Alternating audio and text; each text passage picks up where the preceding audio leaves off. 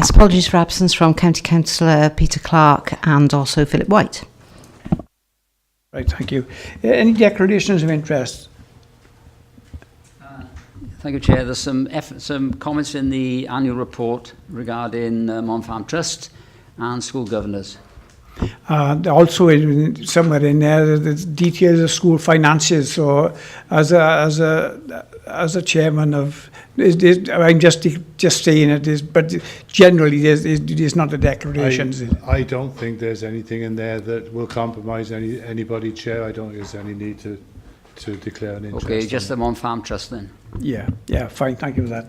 Then we've got a public open forum. Nothing. No notice being given of any items there. So, item 4 to confirm the minutes of the previous meetings. Chairman, can I ask a question, please, at the beginning? Certainly. I was going to ask it of Mr. White. What are your expectations of members on the audit committee? Because I have had considerable difficulty. In fact, I haven't coped with 348 pages.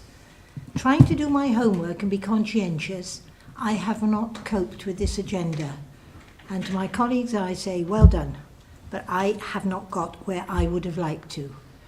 Lots of questions I would like to ask, but I'm sorry, I just found this was a complete overload for this meeting. I got to confirm that as well. I feel the same. Yeah, I noted this sort of, he's with 380 something, isn't it? Yeah, which is a lot to go through. But there you are. That's how it is. So I don't know if any of the officers got anything to say about that. But we expect information, and when it comes to that extent, sometimes I suppose that's how it happens. Does anyone want to say anything about that, please? Thank you, Chair. I think the only comment to make really is that I guess the weight of documentation and that Councillor Smith refers to, I think the bulk of that documentation is probably sat around the accounts, which represents a significant proportion of that. Clearly, I don't think there's an expectation of members to familiarise themselves with the exact in detail of every single page of the accounts. It's more so the role of the committee to take an overview of what's being presented and draw out salient points for a question. Right, thank you for that. Can I come back on that, please? Because I'm an elected member, I'm supposed to be informed and to give, if people ask me for information, to give them an honest answer as I understand it. Therefore, because I'm a comparative newcomer to this, I'm not a finance person, I will work my way through as best I can, and is what I have done. And I'm to the expectation that we'll just turn the page, doesn't seem to me to be the correct role for yours truly.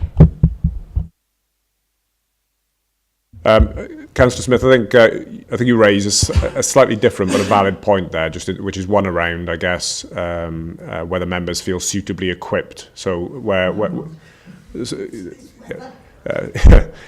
but specific to a point around the accounts, for example, if, I guess, through yourself and with other members of the committee who may be new, and this may be their first opportunity to offer comment on the accounts, obviously if there is some deficiencies around that and beyond, I guess, what's been provided in terms of induction training, then certainly we can look to consider to provide some further awareness training. That's absolutely fine.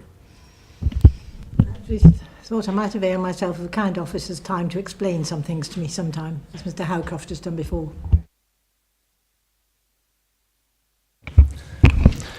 Could I just reassure you that the process is such that the accounts get signed off in September? So in providing a draft copy of the accounts to the appropriate scrutiny committee, it's a matter of form. I've always entertained any queries from any members in terms of understanding any matters outside of the formal constructs. And if there's anything that anyone wants to understand, for instance, the chair's not here today, but normally he gives me a list of questions that he wants to understand to keep me on my toes with it. If you would like to do something similar, ultimately the issue crystallises in September when you consider the final accounts for onward approval to the council. At that time, you will also have the auditor's opinion, who will have done a very invasive analysis on the accounts there and will be able to give you a comfort as to whether they regard it being a true and fair view as well. Thank you, Mr. Howcroft. And Chairman, I would like to take that offer. Thank you. It'll make your meeting go quicker.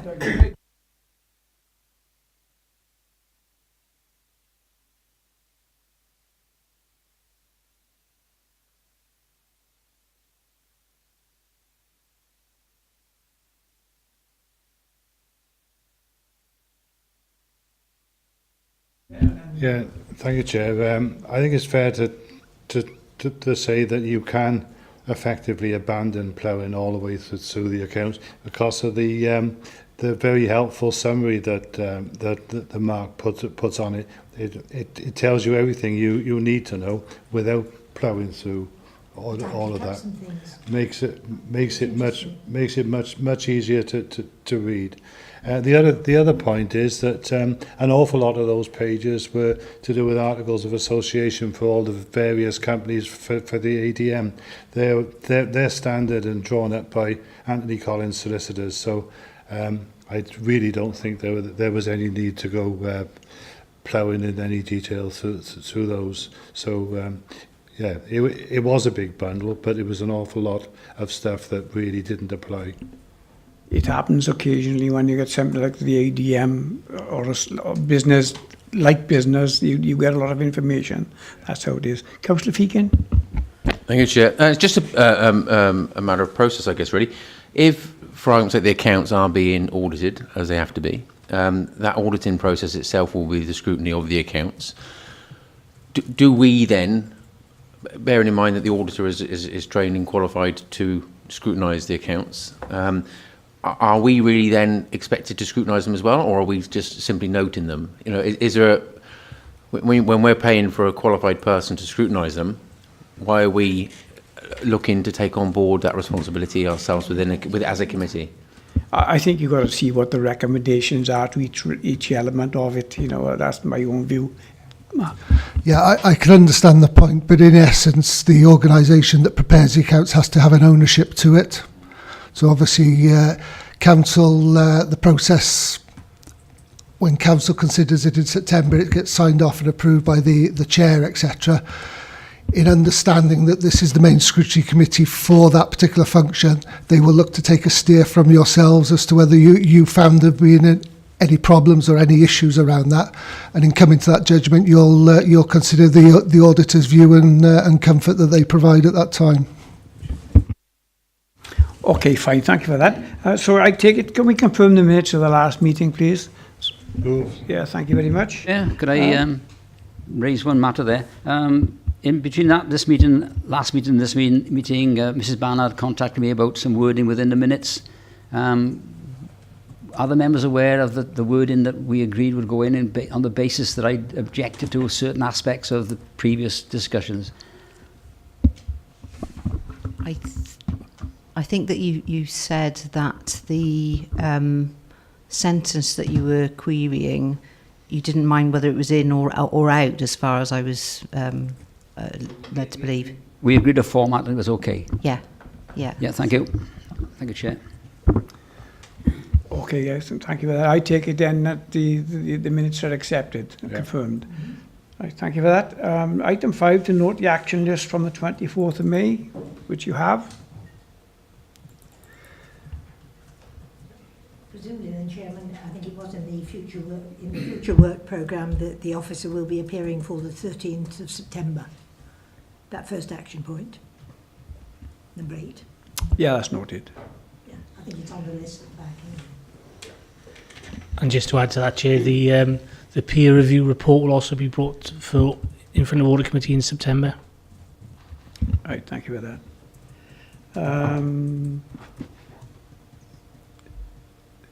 That's the action list. Treasury outturn report 2017-18. Who's going to present that, please? Sorry, Chair, do you want to go run through all of Chair, Sorry, the action points, yeah, fine, okay, sorry. still, we haven't finished the action list, have we yet? Chair, if I can take up the second point, the annual governance statement. That was right. It's Okay. also circulated through to members of the Audit Committee, and it's presented for papers today as well for challenge and discussion. Thank you. Anything else in there? Third item, Chair's me again, implementation of audit recommendations. There was some detail around Appendix D, and 3 significant opinions not implemented. Members, just give me a sec. They related to outdoor education, benefits, and community meals.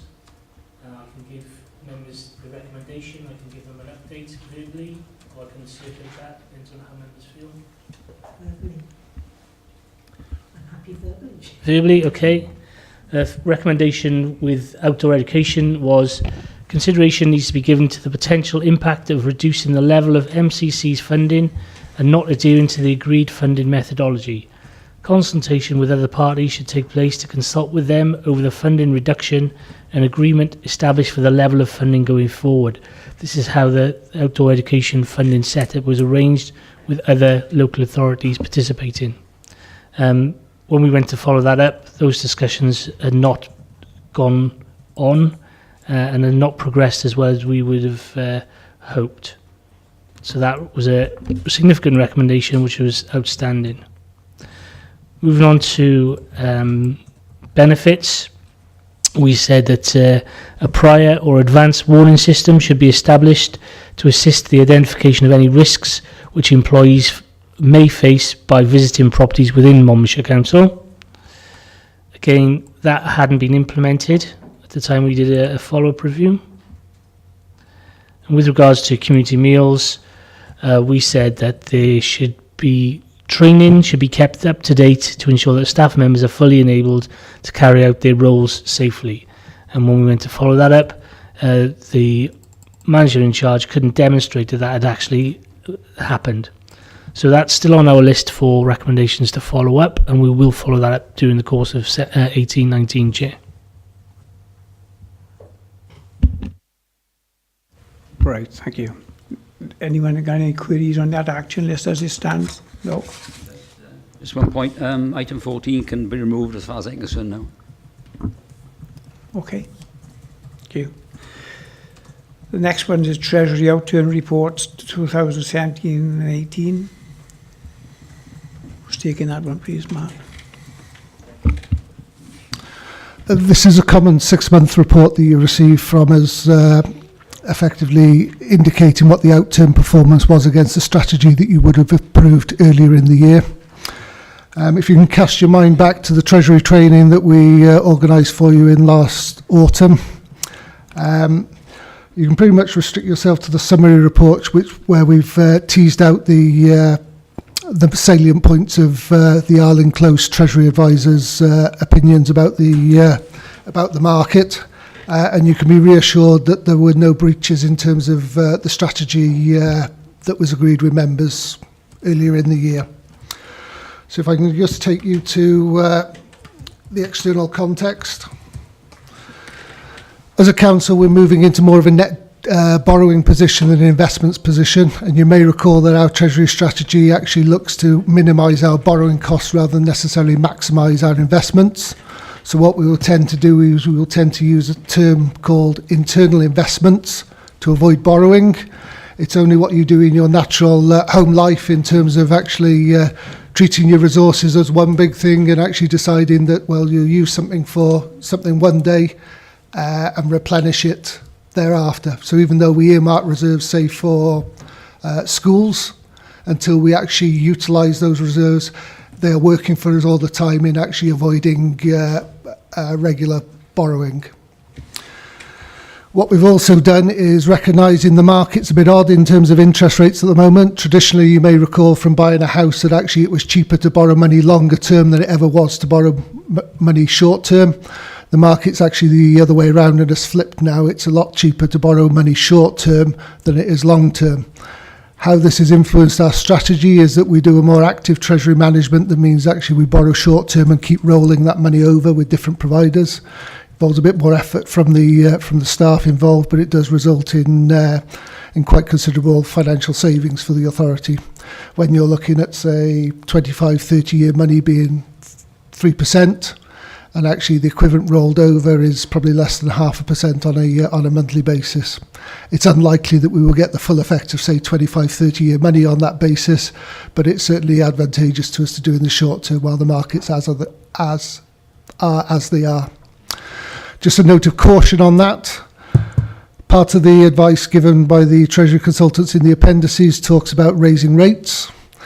I think I always have an interesting discussion with them, and actually my bets with them at the moment are that my predictions are more accurate than theirs, but I think we are at a historically low level of interest rates, and there's probably only one way that those will go. It's been interesting that a number of the conditions that the Bank of England have set for raising rates have been met, yet they still haven't chosen to raise those rates. I suspect that one of the considerations is the economy at the moment is based quite heavily on use of credit, and actually that will create complications for them as we approach the Brexit fallout. But I do expect that probably January, February time next year, we'll start to see those rates starting to creep up, and at that time we'll probably lock ourselves into a bit more longer term money, because obviously one of the conventions around treasury management is not to chase the highest performance, but to have a balanced portfolio of borrowing and investments. So hopefully, while that's talked about treasury management and you've got the report there to ask me any question, that's given you a good context and background and reminder about the training you received last autumn. Any questions, please? Councillor Smith? Thank you. On number... I understand what you... Could you speak in that? Yes, I beg your pardon, yes. I got a problem with your thing anyway. It's quite all right, I've got Jeff at home, that's okay. Right. 3.5, I couldn't understand the logic of that, please, Mark. 5.9 million of 3-year debt from a local authority was taken out in 78... now I've construed the taken out in... to reduce interest rate risk to an acceptable level. And I'd put alongside from whom explain. Yeah, it goes to the last point I mentioned in terms of having a balanced portfolio. Yeah, so you want a mixture of long, medium-term money and short-term money, so that you're not... That's fine. You're not subject to the vagaries of interest rate rises. As I heard the words taken out coming out of my mouth, I got a different construction. Thank you. Any other questions on that report? Councillor Feakin? Well, just very quickly, really, just go back to process again, really, Mark. Do you have the full mandate to do, and the executive powers to do whatever you wish to do with the treasury management in those executive decisions, long-term, medium-term, short-term? Within the constraints that the audit committee gives me, and that's the primary purpose for you agreeing a treasury strategy. So we'll agree certain performance indicators like our mix of fixed and variable rate debt. We'll talk about the likely need for borrowing and the capital financing requirement for the forthcoming year. And that's why these update reports come back to tell you that actually all our actions within this last 6 months actually satisfied the flexibilities that you've given me. Yes. And then, so if you needed more flexibility moving forward in post-Brexit next January, if you needed more flexibility, we could always alter those terms of reference. We could do, because we look at the strategy on an annual basis.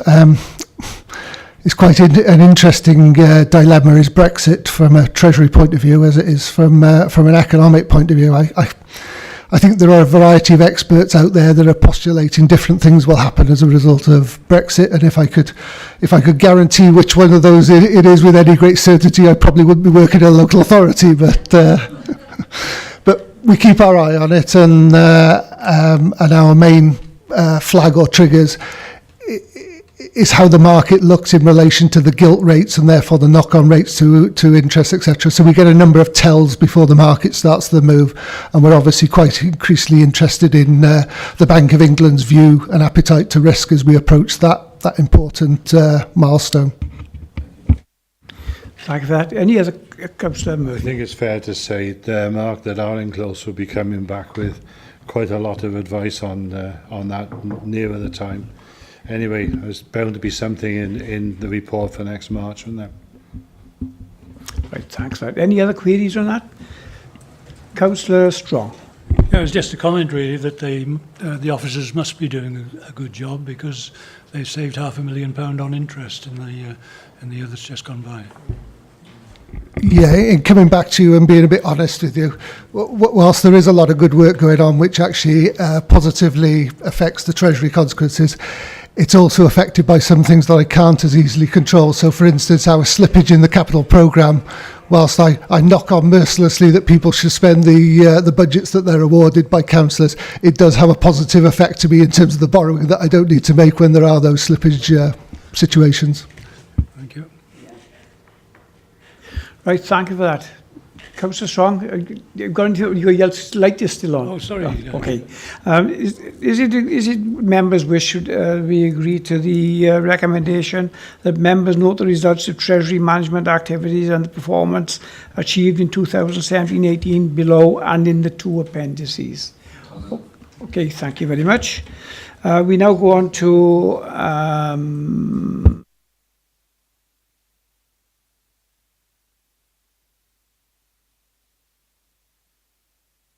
I'm sorry, members are going to get fed up with my voice this afternoon, I think. But as Councillor Smith volunteered, the statement of accounts can be quite a technical tome to actually plough through. What we try to do, and we've reintroduced as a result of last year's feedback from Audit Committee, is that we've reintroduced that summary of the accounts. Most members find it quite helpful to actually understand the overall position. But obviously, if you do have any particular interest around the statements of accounts, there's quite a lot of information in there that, as a result of international financial reporting standards, professional standards, legislation, etc., we're quite restricted as to how we present it. So I do apologise for some of the language used, which can be quite technical in nature. But if anyone wishes to understand anything in any more detail, I'm quite happy to take any queries either through this meeting or separately. So the accounts prepared this year, just to give you a bit of background, by 2019-20 we have to take a month out of our preparation schedule, as have the auditors, to the extent that that when we get to 2019-20 the accounts and the audit process will need to be brought forward by about 2 months. So we'll be signing off the accounts by the end of July. Other authorities have been early adopters to this, most notably Torvine, and they pride themselves on the fact that they're actually getting sign off, I think, end of next week, I believe it is. So that will be the situation that all 22 authorities will be aiming for. From our preparation point of view, we've already managed to take 3 weeks out of the process over the last couple of years, to the extent that they're usually prepared by the first week in June. But our milestone date ultimately will be to prepare them by the end of May. We're working quite closely with the auditors, and what it is intent to do is probably change some of their workloads.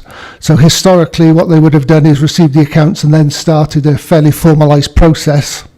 What we're trying to do is to do a degree of that work outside of their normal formal accounts process, so things like vouching for 10 months worth of expenditure rather than leaving it to the end of the year, actually looking at systems work, etc., to get a comfort behind some of the systems where the information comes from. So that bodes well for the future. I'm trying to think whether there's anything notably different in this year's accounts than normal accounts. Probably in relation to note 16, there's the introduction of City Deal that you may very well have had a briefing about separately. It's not particularly significant from our accounts perspective in 17-18, but it will increasingly be so as we go forward into showing our proportionate share of the City Deal in our accounts in subsequent years. One of the changes is that you'll notice that forward that is normally in there, which is quite a wordy thing, looks very similar to the summary of the accounts that I prepared with the pie chart. That's a new requirement now under the accounting code, and I think actually in future years what I can probably do is actually amalgamate those two into the same thing. So if you want a good grounding, please look at the forward there, because it provides a lot of the salient information on which the supporting working papers are based. And at that point, I'm happy to take any queries. Are there any might questions on that, please, off any members? No? Oh, sorry, Councillor Feakin. Is there anything off balance sheet, or is everything on?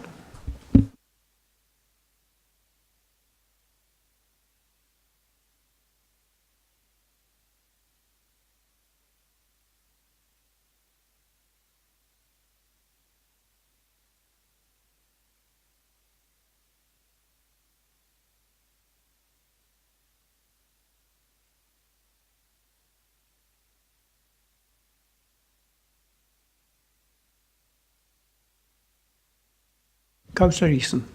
Yeah, thank you, Chair. Sorry I had to leave then.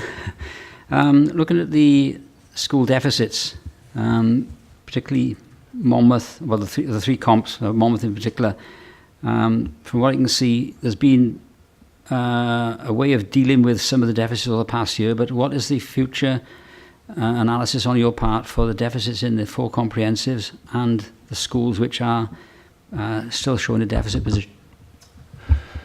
Can I give you a politic answer for that? That actually at the end of the financial year collectively they were still in a credit position. I'm currently working up the monitoring position for month 2, which will be reported to Cabinet before the summer recess. So all members will actually understand what the approach that we're advocating in relation to that will be. But I do take your point that actually there's a trend of schools utilising their reserve resources more so than replenishing. Councillor Murphy. Yeah, I'd add to what Mark's just said. We're actively monitoring and having active discussions with the staff at each of the schools. As you can see, Chepstow has come round now, mainly because of the getting out of that photocopier contract. King Henry is making great strides towards correcting their position, and we're now starting to get meaningful input from Monmouth. Yeah, there's a lot of work going on. We have extended the period for recovery plans for the secondary schools from 3 to 5 years, so that their recovery plans are far more easy to, well, they're not going to be easy to implement, but easier. Yeah, there's a lot going on behind the scenes, not just within the authority, but within the schools themselves. Councillor Leeson. I was just going to respond to Councillor Murphy's prompt there, that I know that Chepstow School has been here in the past in relation to unsatisfactory audits and the level of its deficit balance. It may be useful for members to understand how they've created such a beneficial position at the end of last year. There's no particular magic to it. There was a lot of hard work involved, and actually key to that was reminding the governing bodies of their responsibility and accountability for the budget, rather than necessarily liaising with the head teacher over it. So there was a fairly two-pronged attack involving the Cabinet members for resources and CYP there, that would periodically have governing body members in there and actually go through the recovery progress. Yeah, we have occasionally called 1 or 2 in to explain why they're in extreme deficit circumstances over the years. But Councillor Leeson, you want to say something? Yes, yes, please. Thank you, Chair. On page 38, you've got an overview of the general activities of the council. Most of them, well, all of them are positive. How much recycling we do, etc., etc. But one statistic which posed a thought in my mind, it says 93.7% of main roads surveyed in good or acceptable condition. I do find that a little bit hard to understand where this came from, because a lot of roads to me are poor. Obviously, that page is information that's been supplied by the service departments. I have a bit of an understanding around the roads aspect because I also deal with the insurance aspect. I can pretty much reassure you that actually the surveying to a good and acceptable standard, there are certain conditions about how a road should be, etc., in terms of any depth of any potholes, how regular the inspection regime should be. But I suspect that actually that will have come out of the performance information that you periodically receive here through Richard Williams and Matt Gatehouse. So if you like, I can actually provide the basis of the calculation separately. Well, the information is there. Any other questions, please? The information is there, and we have recommendations in 2.1 and 2.2. Is it your wish that we accept those recommendations, please? All agreed? Fine, thank you. In which case, now we will now go on to the annual governance report. Thank you, Chairman. This is, as you said, this is the annual governance statement. which does sit alongside the statement of accounts, and it is a lengthy document, so I'm not going to go through it in detail, members. It is a requirement under audit and accounts regulations, so we need to have a annual governance statement. So this pulls together all of the council's arrangements in terms of how we demonstrate we've got good governance. So good governance is about doing the right thing at the right time for the right people in an open and transparent way. So this document goes through that in a fairly methodical way.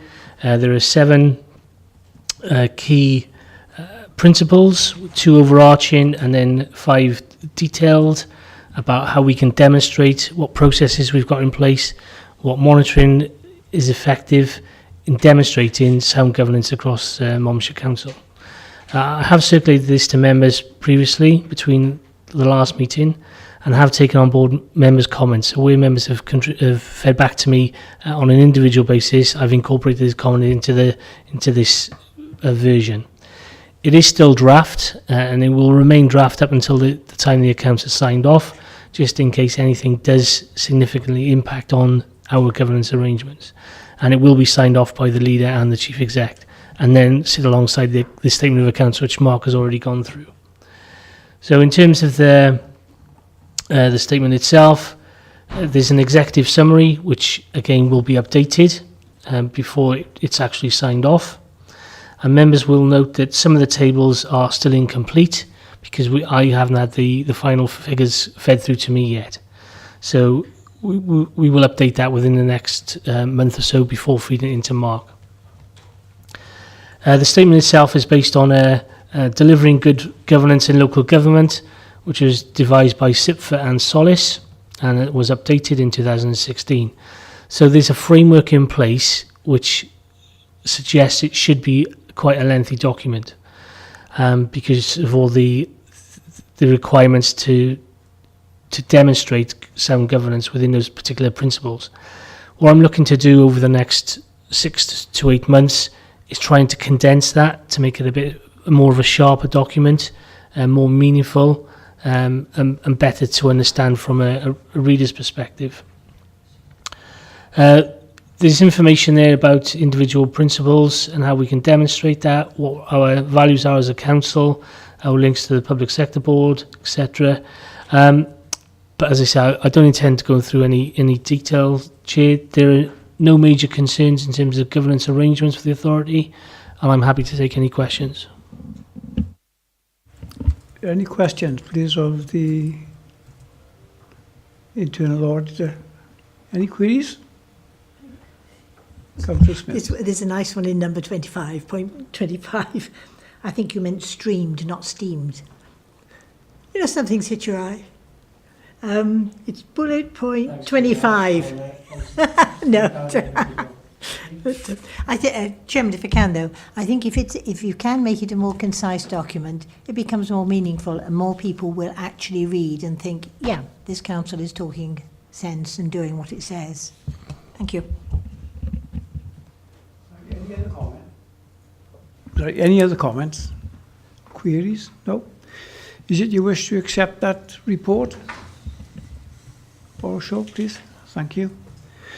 The next item. Who's taking that one, please?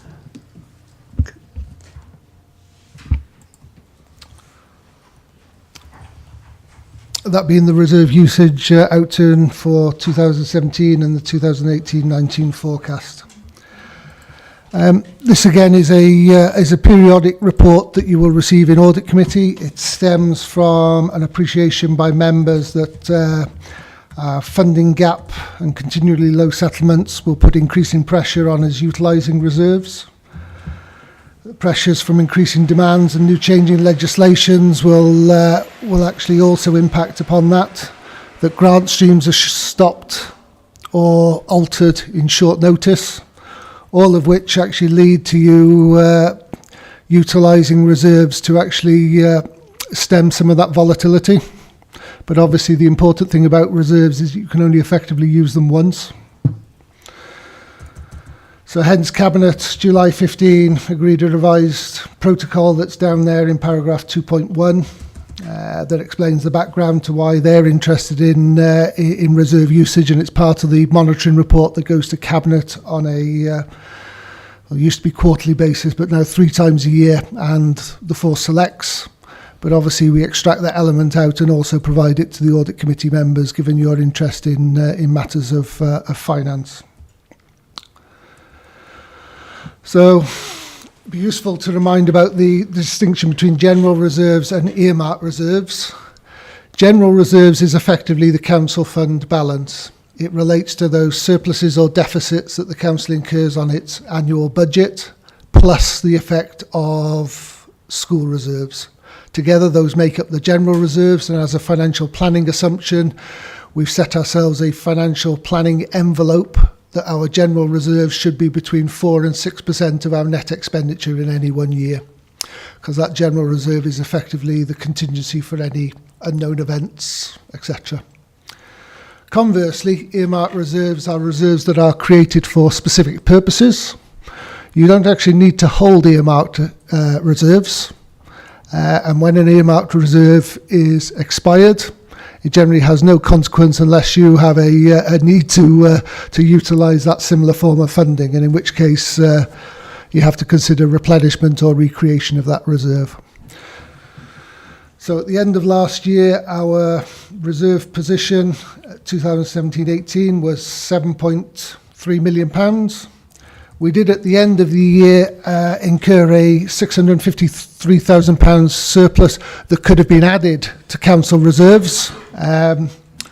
Probably worthwhile saying that for those of you that don't have a select role, selects are actually currently looking at the outward information now, and as an accountant, we don't generally use superlative terms, but I think actually a £650,000 surplus in the financial environment that we're experiencing is full credit to service managers and budget holders through the year there. It's quite hard fought, and you'll appreciate that through the year the forecast and the monitoring will actually indicate a different forecast at the end of the year. Please don't use sight of the fact that those deficits or surpluses reported earlier in the year are actually a management tool to actually introduce new practices and remedial action.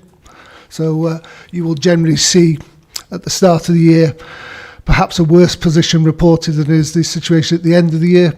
That's not necessarily unusual, because you'll appreciate that that officers are still getting to grips with their savings targets and actually putting in place the necessary actions to achieve those. And what you would normally find through the year is that deficit position will get steadily better. Where those savings, and there are any number of savings that are volunteered to members for approval, they don't all necessarily work in the fashion that officers would necessarily expect. And where those savings don't materialise, officers and management teams look at remedial action in the year to actually provide an equivalent benefit. So it is quite a movable feast through the year there, and I always breathe a sigh of relief when we actually come down on the side of a surplus at the end of the year. But what we chose to do with that surplus, rather than replenish the council fund balance, because that still sat nicely within our 4 to 6% envelope, albeit towards the 4% level rather than the 6% level, was to actually look at what earmarked reserves that we could replenish. So looking at the activity and the forward predictions of use of those, we've split that between the priority investment reserve to facilitate some of the cost burden borne by the members' consideration of trust, leisure trust facilities. Capital receipt generation to recognise that actually we have aspirations still for our 21st century schools being the majority part of our capital expenditure going forward. And the balance being put into the investor redesign reserve, given the fact that actually that will be a feature of our work over the next medium-term financial plan, is the redesign and sustainability of services. So actually supplementing that reserve to actually facilitate that process is sensible. So what we have there in paragraph 3.2 is the individual projects and how much reserve usage that they've used. What happens is that members consider those as a result of a report but actually what you'll find is that some of those initiatives will actually stem more than one financial year. So actually it's not unusual for you to see that officers will utilise part of that reserve funding in one year and slip the other part into the next financial year. So what we do with the amounts that are slipped into next year, we always recast the profile of the reserve usage, and the table in paragraph 3.3, as well as giving you the situation for 2017, also gives you a good indication of what's likely to be the end result at the end of 2018-19. Now comes my doom and gloom message that I normally give you, is that earmark usage is an increasing trend, the usage of such rather than the replenishment. We don't actively have within our annual budget a line which replenishes our earmark reserves. What we do is we look to outperform our budget, and the Section 151 officer recommends to Cabinet how we might replenish reserves as we did this year. The challenge and the risk there is it's increasingly difficult to drive that surplus at the end of the year, so actually the replenishment of those reserves isn't a certainty. And actually 5.8 million being the predicted reserve levels at the end of 2018-19, it's probably a lot lower than most local authorities in Wales. We look quite enviously at some of our neighbours, and it's not due to their better financial management than ours that they have those levels. There are certain circumstances in terms of things like Newport and the barrage receipts that would have formed part of their reserves. As Councillor Murphy says, the financing of a local authority is very specific to 22 local authorities and very different. And actually on a per head basis, Monmouthshire is consistently the lowest funded authority across Wales from a public sector point of view. We rely far more heavily on council tax receipts and fees and charges and grants than a lot of other authorities do. So you might think you could do quite a lot with 5.8 million, but actually if you look at some of the bigger elements in there, in things like the insurance and risk management, those are standing balances that are manufactured based on our activities in insurance and the level of provision that we need to make for any future claims. It's quite a complicated calculation, is that, based on past term activity and what we know about the market and claims affecting the public sector. We are helped with an actuary that on a 3-year basis actually gives us their predictions of what that provision would be, and then we manage and monitor it in the time in between. Similarly, things like Treasury Equalisation Reserve, that's a reserve set up for things like managing the interest rate fluctuations, etc. It wouldn't normally be one that you would associate with the re-engineering of services per se. So I go back to the earlier message that actually you don't need to hold any earmarked reserves, but actually we probably realise that things like redundancy, redesigning of services is a flavour of things that we can expect into the reasonable medium term and longer term. And therefore my focus for replenishment will always be towards investor redesign, IT transformation and such like. At that point I'm happy to take any questions. Are there any? Councillor Smith. Just satisfy my curiosity, please. It's not in the figures. Have our insurance charges gone down? Not the amounts we're paying out, the actual insurance rate that we pay compared with some years ago, because when I was looking at the figures, it jogged a number in my mind from years ago, and I thought, that's interesting, that bill seems to have come down. Yeah, we do you mean the actual premiums that we pay, or the insurance activity? Yeah, the premium, not the actual claim. We undertook a fairly exacting tender exercise a couple of years back. Prior to that, for the last 25, 30 years, I think the insurance providers for Monmouthshire County Council was Zurich Municipal, and they provided a policy that covered off about 12 or 13 different areas. What we actually chose to do was actually cherry pick in terms of those areas. So actually, I'm trying to think of the actual figure now, Councillor Murphy, but I think we took about 200,000 out of our cost of insurance in 1 year.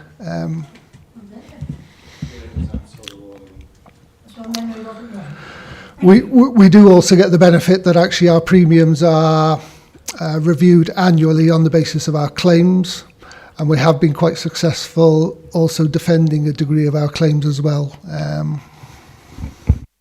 Councillor Feakin. Thank you, Chair. And only just to get a better understanding of it, really, is for next year's projections, does that take into account any of the ADM model, or is this as it is, status quo? It takes into account the 155,000 that's been volunteered as a facilitation costs. I think it'd be fair to say that you'll be getting a presentation on ADM governance later on, and I suspect that actually the project plan and some of the decisions may very well influence what the ultimate cost might be. I was invited to a meeting earlier this week around central support and such like, and that was probably the first occasion that one or two of my colleagues were actively involved in what the consequences are. I mean, I'm fortunate working in finance that I can be quite nosy about a lot of aspects of the council, but it was quite an eye-opener to them. Right, thank you. I don't see any other queries on it. There's a purpose behind this. It's just to inform members as to what the reserve position is. So there's no recommendations in there. In which case, can we go on to the next item, which is item 10, internal audit report, please? Thank you, Chairman. This is one of the key documents I bring to your attention as Audit Committee. It's the annual outturn report for 17-18. And it sits alongside the plan for 18-19. So there are two key documents. One is looking back on what work we did for 17-18, and the second report, which I'll come on to later on, Chairman, is looking forward to 18-19 and finalising our audit plan. So the outturn report is twofold. It covers the audit opinions, which we give out to audit managers, operational managers, on the work that we undertake throughout the year, and that combines and collates into an overall opinion, and I'm duty bound to give an overall opinion on the adequacy of the internal control environment for Monmouthshire Council. And the second part is about the performance of the team. So the first part of the report gives a brief summary about how well we achieved the work we set out to do in the previous plan.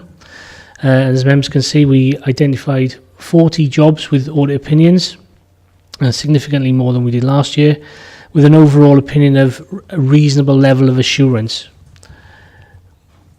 There's a little bit of background about internal audit being an independent function, which is established by management to provide an independent, objective assurance and consulting activity, to comment and evaluate on the risk assessment, control, internal control and governance processes within place within the organisation, and to demonstrate that we continue to be professional. We have to comply with the public sector internal audit standards, and we are externally assessed on that. As I said earlier on, that report will be coming to you in September, the outcome of that assessment. So going into the body of the report, there's some objectives which we are required to include as part of the public sector internal audit standards, and the overall opinion is, as I say, based on 40 audit related jobs which we issued, and there's a statement from me there, 2.2, giving my justification for the reasonable, and that's based on the quarterly information which I also bring to Audit Committee on the workload which we undertake, which is work against the plan and the performance of the team. So this is a combination of those 3 quarters, and in a sense this is the last quarter's information being fed into Audit Committee. There are tables on 2.4 which shows the level of audit opinions which we give. For 2017-18 we've given 2 substantial levels of assurance, 13 considerable levels of assurance, 17 reasonable levels of assurance, and 8 limited levels. So you can see we've issued 40 audit opinions compared with 28 in the previous year. So there's more audit work being undertaken in year. Where we've identified the limited opinions, they're identified on 4.3, which is the audit jobs which we've undertaken. I bring more detail to Audit Committee in terms of my 6-month updates on unfavourable audit opinions, and then I'll summarise why we've arrived at that limited assurance opinion. So most of those have already been brought to your attention previously. We also get involved with fraud, irregularity and special investigation work, and that is outlined on 6.1. Obviously I can't go into too much detail because some of it is confidential, some of it is ongoing, but it gives you a flavour of what work over and above the planned work for the team that we've been involved with in 1718. As an audit management, we are keen to support training for our team, and we've currently got 2 members of the team going through a professional training program, which is IIA, and that'll take a couple of years to complete. So overall, the opinions then are outlined in the appendix, which I'll come to in a moment. Second part of the report relates to the audit team's performance. It's pleasing to note we've got a good feedback. In 1718, we achieved 82% of the audit plan against a target of 80%, and that was despite being involved in a number of issues such as special investigations. So we had 95 jobs in the plan for 1718, obviously not all audit opinion related, and 78 were completed. What we probably didn't do so well on was getting our audit reports out on a timely basis. So that's outlined in 8.7, where we identify the timescales of issuing draft reports and final reports. The reason being is the team were cracking on with doing the jobs.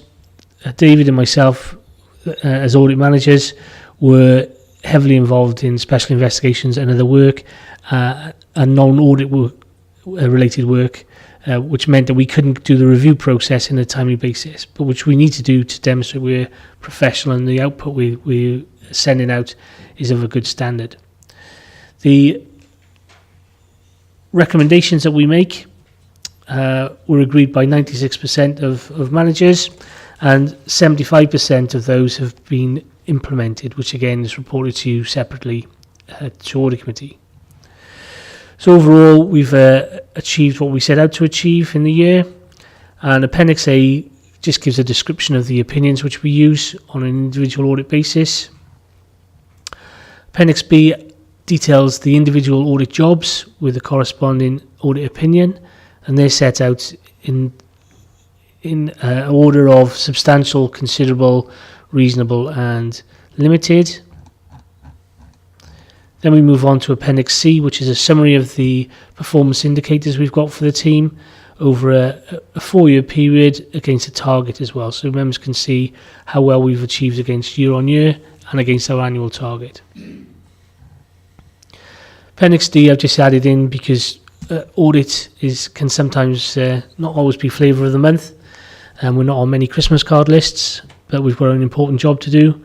So some of the comments I've included are feedback from operational managers. So despite some of the opinions we may have given, they're quite happy with the standard of work that's been undertaken, and they're quite happy to feedback with some comments.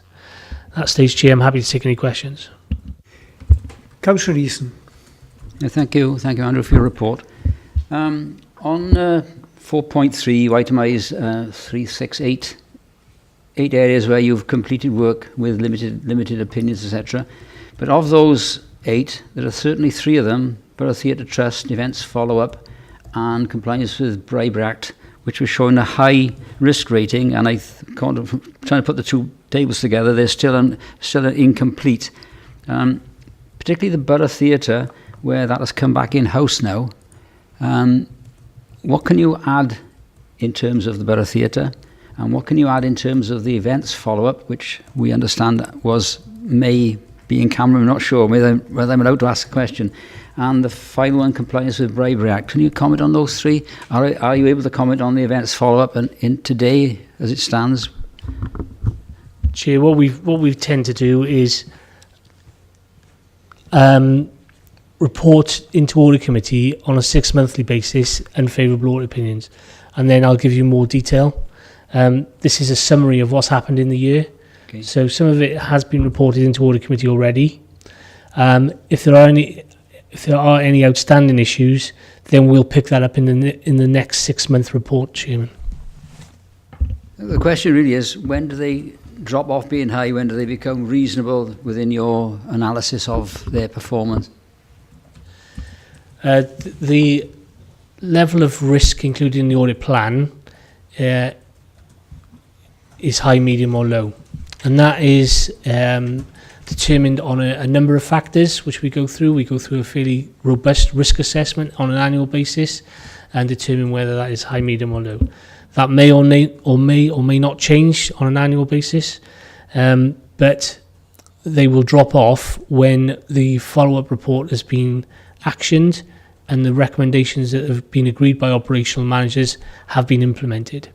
So again, one of the other reports I bring to Audit Committee is implementation of audit recommendations.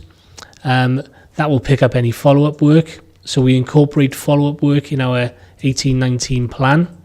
So any unfavourable audit opinions will have a second audit in 18-19 to make sure that any issues addressed, any issues that we were concerned about have been addressed and have been improved moving forward. And then I can report back to Audit Committee the status. On most occasions, there has been improvement. On some occasions, there hasn't.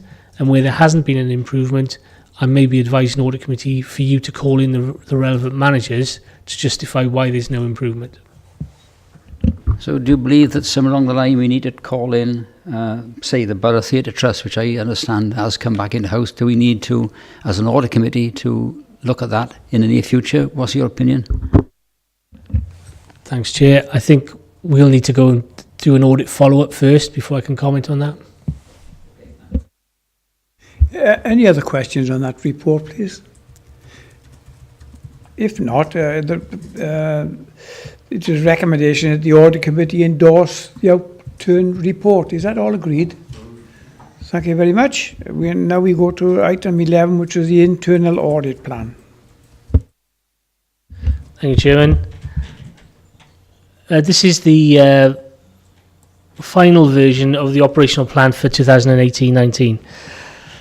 Members have had a draft version submitted to Audit Committee previously, and we've taken on board comments from SLT, operational managers, and other people who've contributed. So this is the finalised version, and this is what we'll be working towards in 18-19 and reporting on a quarterly basis back to Audit Committee, how well we're progressing against that plan, and what opinions we're issuing as a result of that plan. I think I've explained previously, we start off with a very long list of potential areas in which we can audit, and we have to narrow that down based on a risk assessment, and it's quite a comprehensive risk assessment. But for 18-19, we have 895 operational audit days, which is shown in 3.4. That includes 120 days for special investigations and any unplanned work, and that's undertaken by a team of 5.4 audit staff.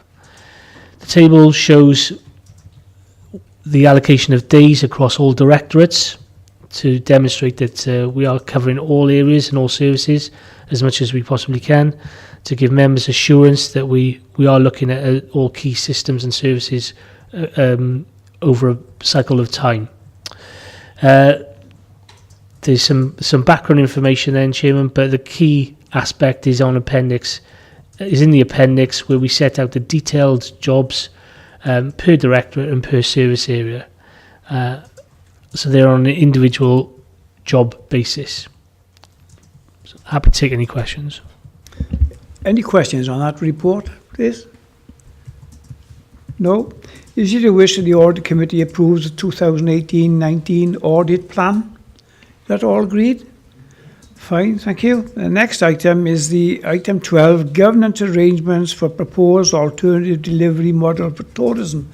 And we have Mr. Ian Saunders and his team at the back. I think if you could come down here, please, and then we can go through it.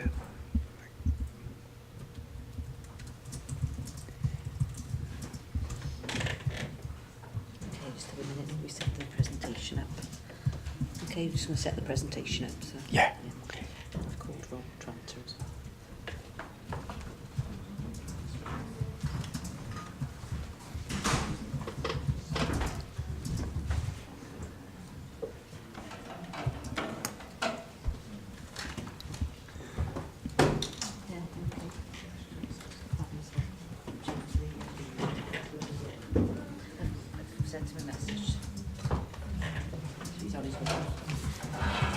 There's a little bit of setting up to do, so it'll take a minute or two, I believe.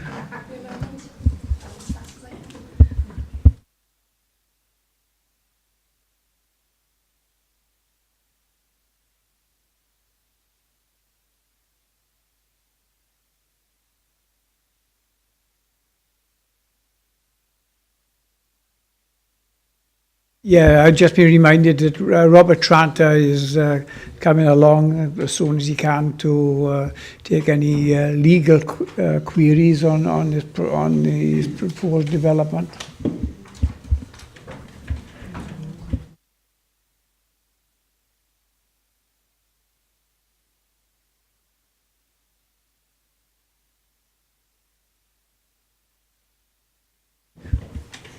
Who's starting, please?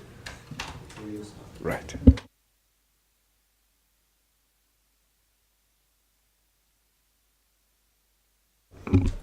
Good afternoon, everybody.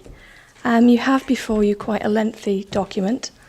Apologies for it being so long. I mean, some of them are legal documents, and we have to, we can't really shorten those. Before I go on to, I don't really want to take you through every single document at the moment, just to give you a short presentation. And then we've got here Gail from Anthony Collins, who hopefully will answer any legal questions that you may have. Let's just go back on how long this process has taken us. We started initially back in 2015 with the Amiens review around museums. It's suddenly progressed into terms of actually, extending that to other services within tourism, leisure and culture. In October 2016, we brought to Council the outlined strategic case, which identified 4 options for you to consider. And at that point, we reduced the options down to just particularly 2, which was to transform these services in-house or to actually produce an alternative delivery model. March 2017 saw an outline business case provided to you. And throughout the whole process, we've engaged with lots and lots and lots of people and almost continuous engagement. I think we've been to 4 joint selects, we've been to democratic services, we've been to Cabinet, it's probably 6 or 7 times. We've been to Council 3 times as well.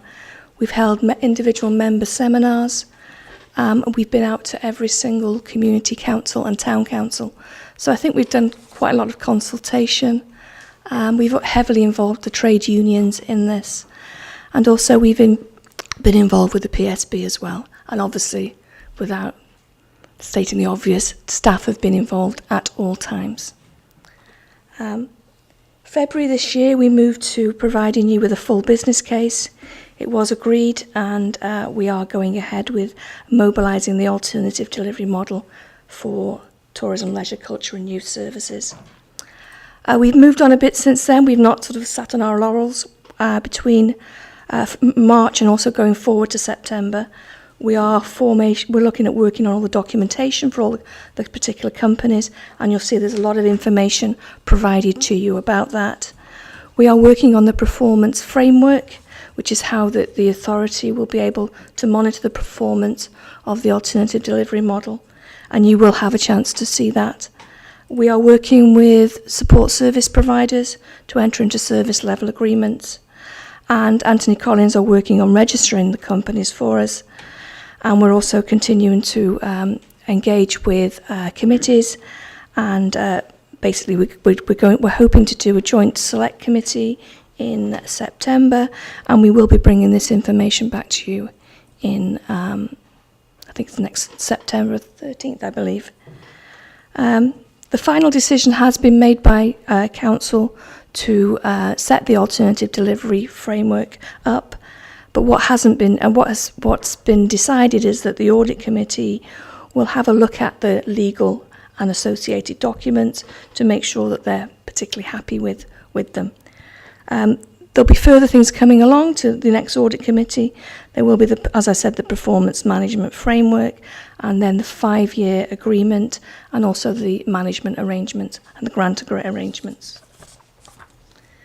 So let's try and simplify things for people. In terms of the group company structure that we're recommending, We have a charity on one side, which we will refer to as Mon Life, and there's a potential for a trading company to come off Mon Life, and that would be for things that the charity could not do under its own objects. So, for instance, if they wanted to do something completely different. And in terms of the other side, and the one that you probably want to know a little bit more about, we have a TECL company. And for those of you who are a bit unsure about what a TECL company is, it's a local authority company, wholly owned by Monmouthshire, 100% of the shares. It's basically an inward-facing company, so 80% of its business must be with the local authority. And 20% of it can be with external providers, but there is a limit on that. And once we go over that 20% level, then we need to put them into a separate trading company. And that's why on the diagram below, which I'm sorry you can't, it's not very big on that screen, but hopefully you've got that on the presentation that Wendy's sent round to you, is that's why we've got a trading company. In terms of if the TECL does become very successful, it means that we can move into a trading company. So those two companies, the trading companies that sit beneath the charity and the TECL, will remain dormant for the time being. I think the intention is for Mon Life to consolidate and basically make sure that they can deliver within the financial envelope before we move on to more trading and commercial activities. In terms of the way the board will be set up, or the boards will be set up, the recommendation is that in the charity there will be a board of trustees made up of 9 trustees, and the presumption is that 2 of these will be members from the council and nominated by the council. There'll be a board of directors for the Mon Life trading, but that will be dormant yet, so we won't set that up. In terms of the TECL company, the current thinking is that we will have a board of directors, and they will be an officer board. So the recommendation is that the chair of the board will be the chief officer for enterprise, and probably the chief executive of Mon Life, and possibly the finance director. In terms of the role of the members on that, we are expecting to set up a shareholder committee, of which we anticipate Cabinet taking that role. So this really is a way of avoiding the conflict of interest that members feel if they are sat on the board. So it's to avoid that, really. And again, then we've got another dormant company, and again initially set up with 2 directors. But as business would grow, you'd expect to increase those number of directorships. So in terms of governance and strategic association, this diagram seems quite complicated. So I'm going to hand over to Gail to hopefully answer all of that. Thank you. Thank you, Chair. Yes, hopefully this diagram, I appreciate that the text is fairly small, but it's an attempt to explain the governance structure between the companies and how they relate to each other. So looking at the charity first, as a charity, as Marie's already said, it's a vehicle entirely separate from the council and governed by charity law, and as such will work with a little bit more independence from the council than the TECL company will by its nature. So the council will appoint the first board, in the absence of anybody else to do so, frankly. And from that point onwards, the board and the members of the charitable company are the same people. And we'll talk about them as trustees. And as Marie said, it's suggested that 2 of the members of the charity, and therefore 2 of the board of trustees, will be nominated by the council. The main relationship, therefore, that the council has with that charity is through a grant funding agreement, which is the mechanism for funding the services that are provided by the charity to the people of Monmouthshire. As Marie said, there's the proposal for a trading subsidiary to sit underneath that, which will be wholly owned by the charity that it will work to. And the intention, as Marie said, is to ensure that if there are any commercial activities that the charity needs to undertake or wants to undertake, that it can do so through a separate vehicle, so it's complying with its charitable objects. On the left-hand side then of the diagram is the TECL vehicle, and I'm very happy to answer any questions about how TECL works and the importance of setting this up in the way that we have. The intention there is that you have a set of articles of association, which you've seen in your pack, but also separately a shareholders agreement, which will govern the council's role as shareholder, sole owner of the TechAl vehicle. And one of the reasons for doing this through a shareholders agreement rather than through the Articles of Association is that it is both a private document rather than publicly held at Companies House, but perhaps most importantly it means that that makes it more easily alterable if there's a need to change its terms in the future without going through the rigmarole of changing something at Companies House. The intention behind that shareholders agreement will be for the council as shareholder through the shareholder committee to maintain control over the company in the way that's required by the TechAl rules, and that the shareholder will make some of the key strategic decisions of the company, the main one being likely the approval of an annual business plan. As Marie's described, there's then a wholly owned trading subsidiary underneath that to ensure that we comply with that 80% 20% rule that Marie's described. If there is more than 20% of the activities of the TechAl vehicle that is actually outward facing to the public or to other customers, as it were, then that would need to be done through a trading vehicle. So the intention is to have that set up ready and waiting for the point in time at which that business model holds up. And that again would be governed by a shareholders agreement with the TechAl vehicle as the sole shareholder in the trading vehicle, but with the intention again that the key strategic decisions would be reserved to the council as the sort of the parent shareholder, if I can describe it that way.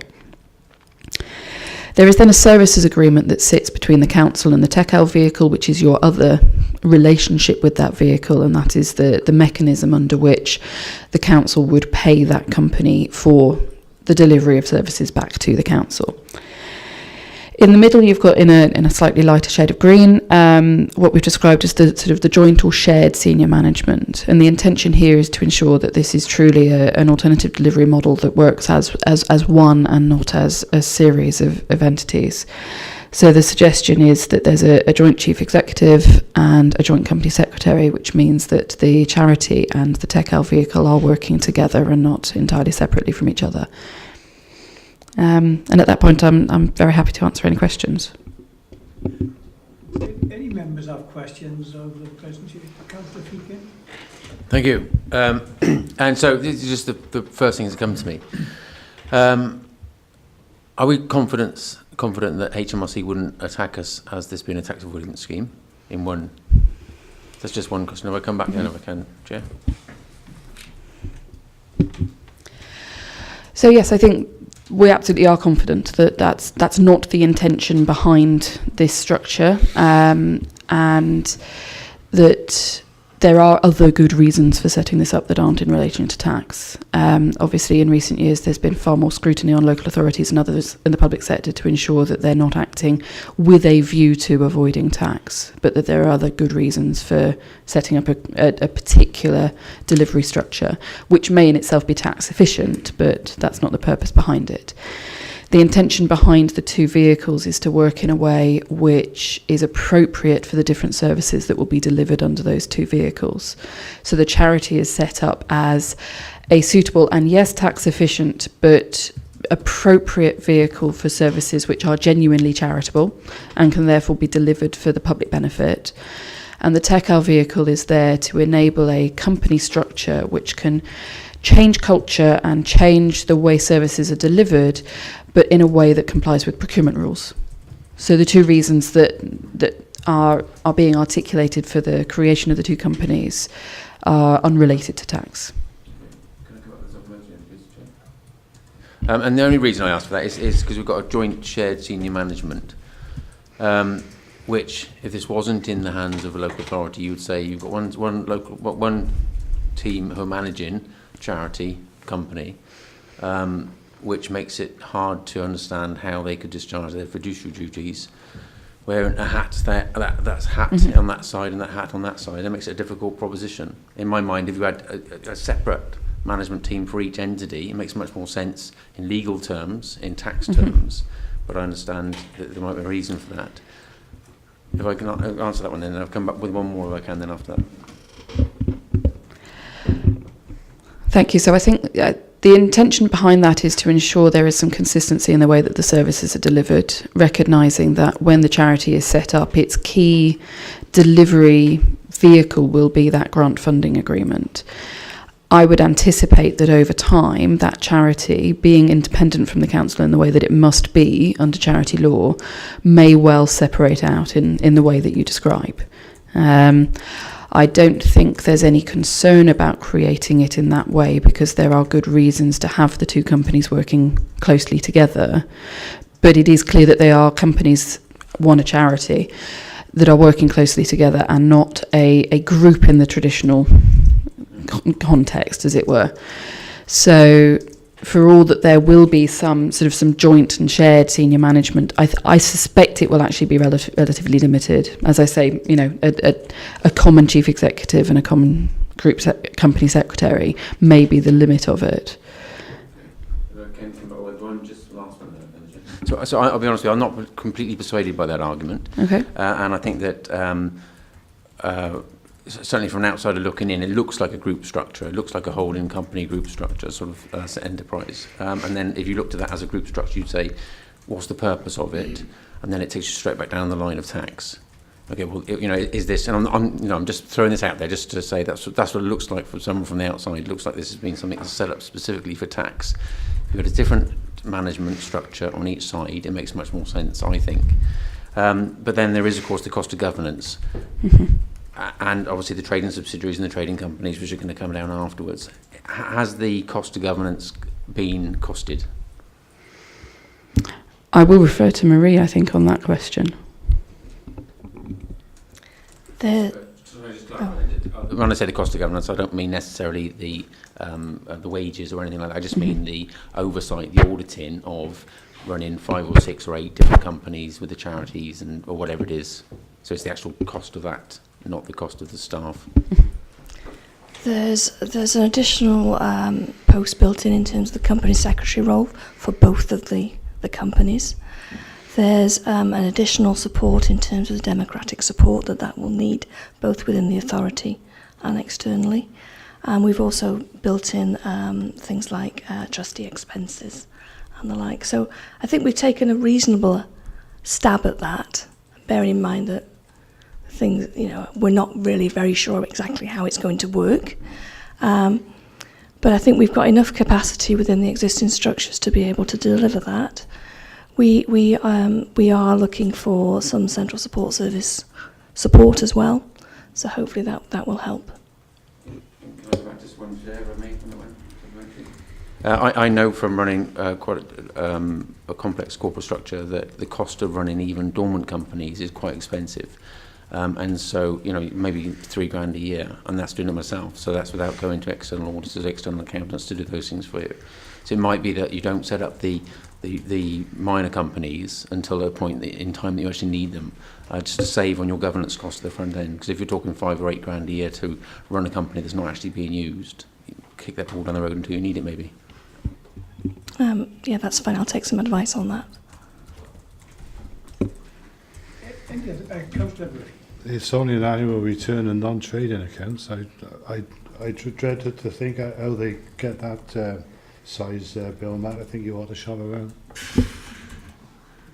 Councillor Eason. Thank you, Chair.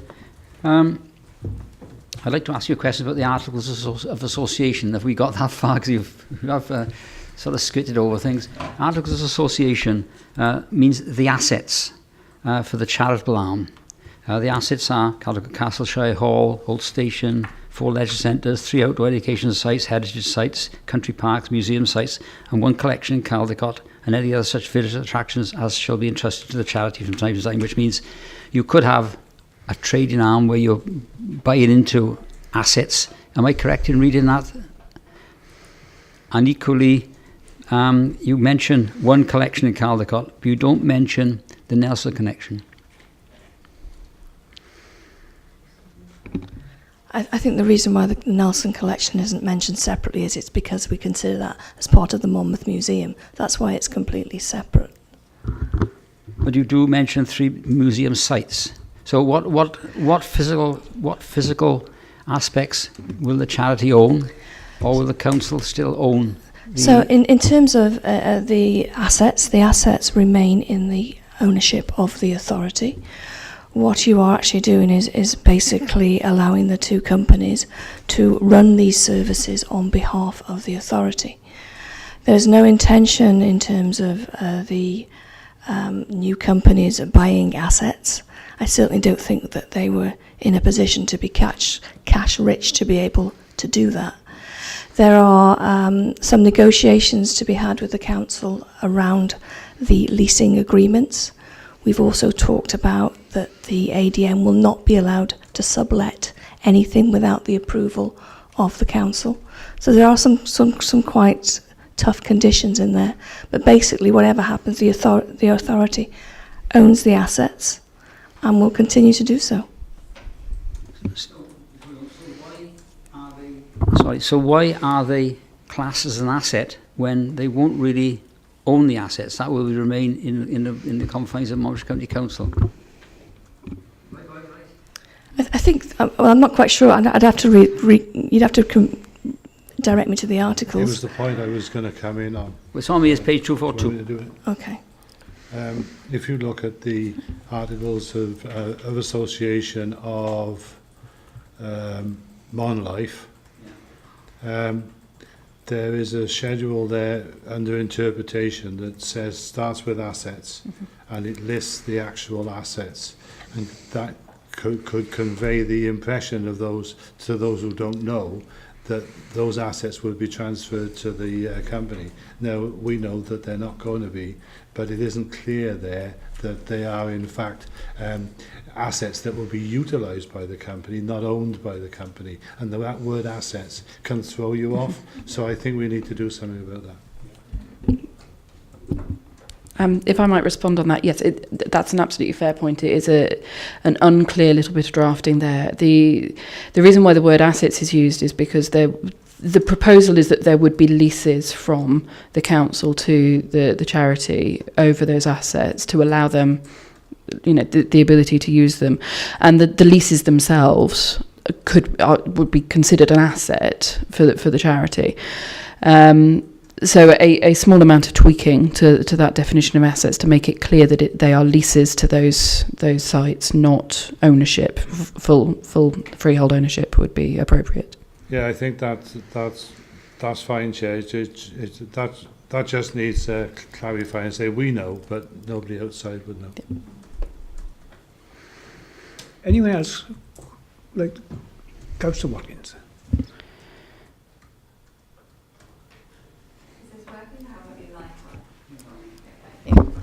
Okay, sorry. Okay. So first of all, now I'd like to clarify leasing.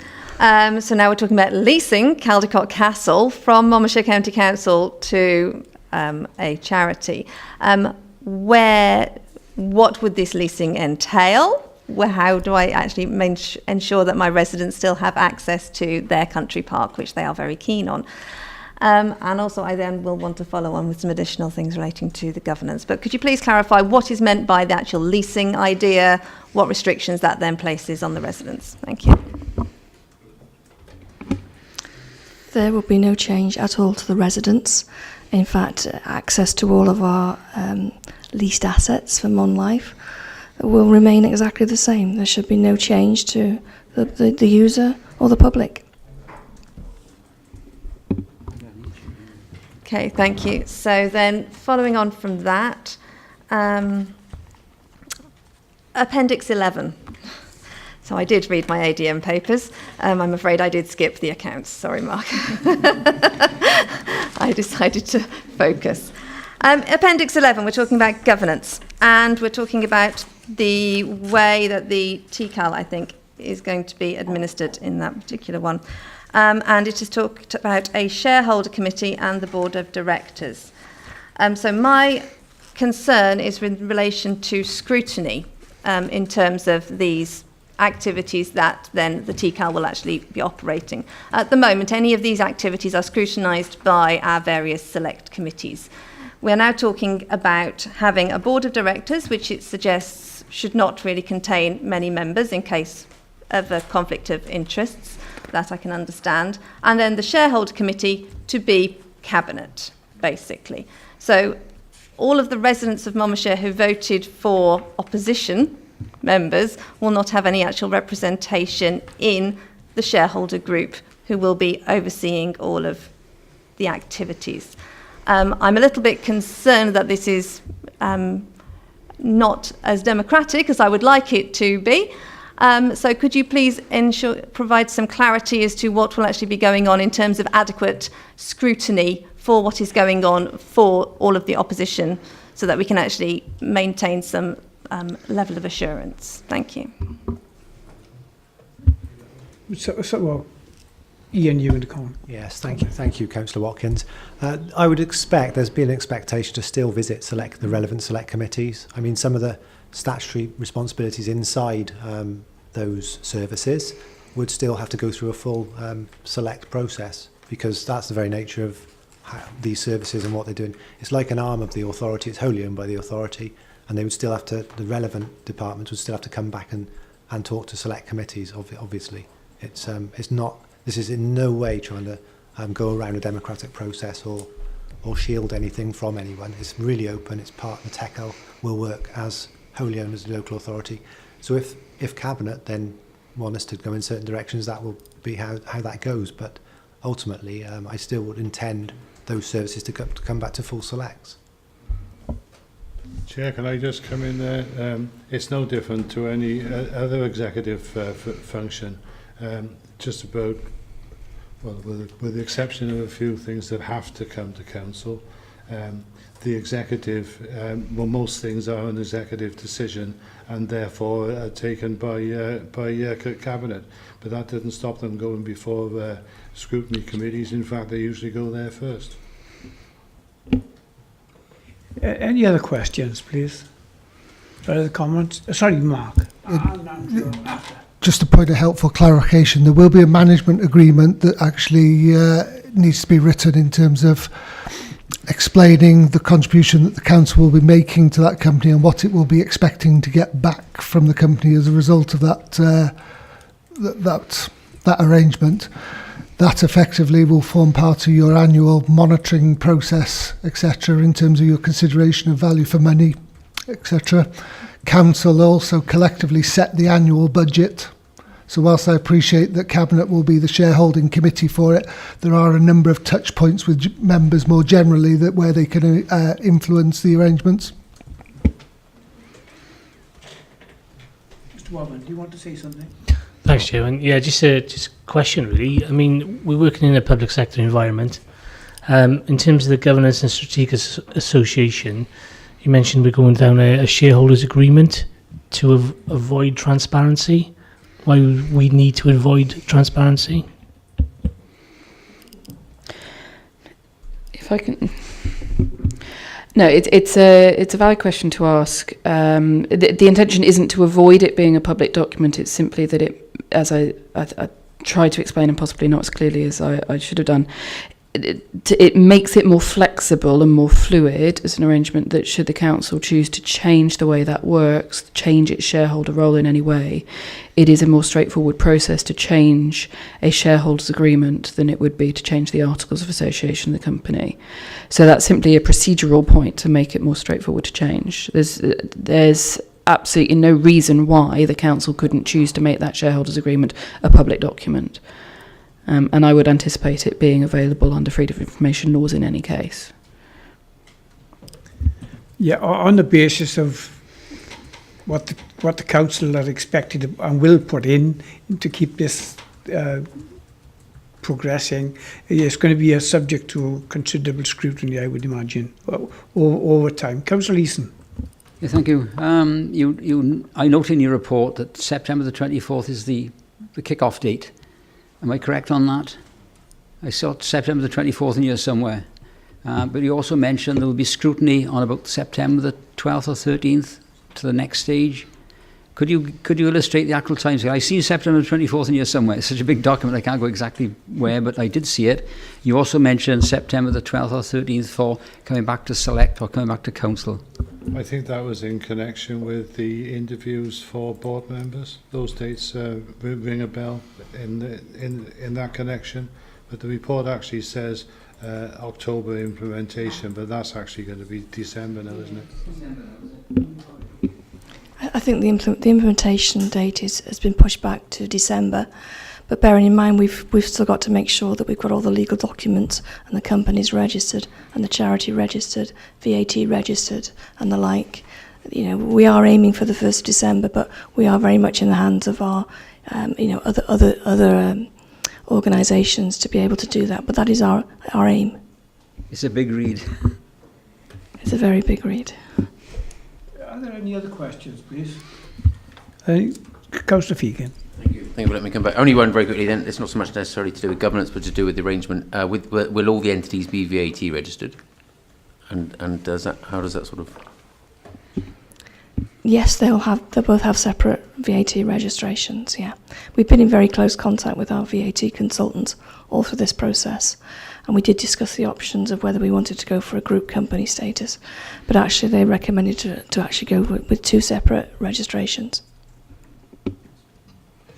On the basis of the recommendation, and I read it out to you, for members to reassure themselves the draft governance arrangements for the ADM are as expected and are satisfied with the process to date. So, it is an ongoing situation. Is anyone else want to say anything on this one, please? If not, are you happy to accept the recommendations? All agreed? Fine, thank you very much. And thank you, you and your team, and the lady from the consultant soliciting firm or legal firm for your input in this meeting today. Thank you.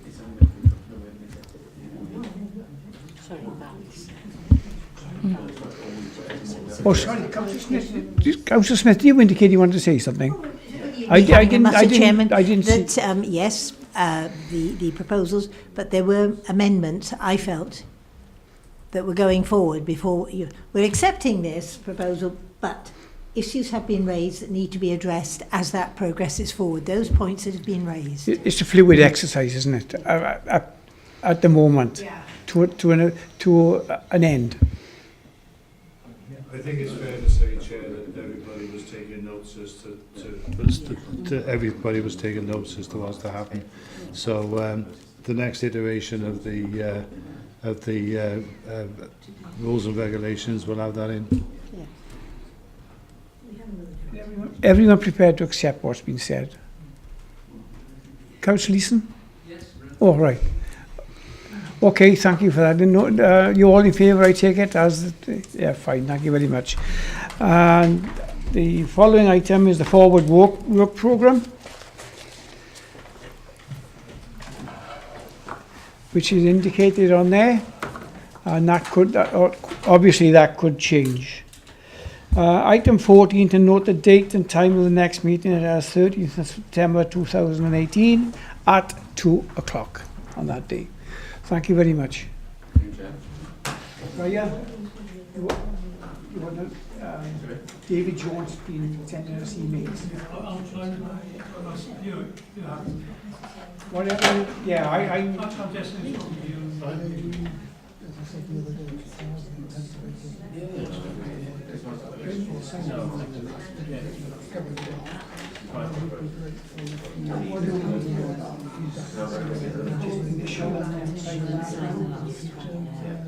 Yeah, I mean, if you look at it, yeah, no, I've seen your comments. It's a resource issue for us. We need to follow-ups. I'm going to have a chat. That's why I wondered whether actually the circulating of the draft and the inclusion of a column which actually gives the marriage the responsibility to explain why it's outstanding would be a far more for one of time. Expecting you to get an updated position and actually do that level of yourself was unreasonable. Yeah, I take on board with the comments. We've the manager generally agrees